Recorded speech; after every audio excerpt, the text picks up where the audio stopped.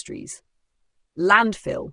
Unfortunately, many blades still end up in landfills due to the difficult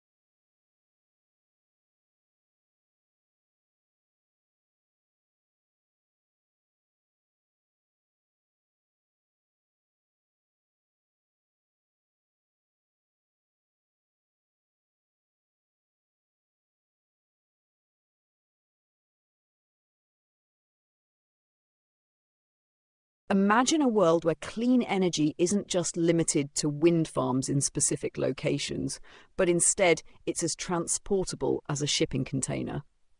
Picture a setup where large, three-bladed wind turbines, those familiar giants we see in the fields and on hillsides, could be designed to fit within a shipping container. Now, imagine the impact if we could send thousands of these around the world, ready to provide reliable, sustainable energy to anyone who needs it. First, let's break down why wind turbines usually have three blades and how they work.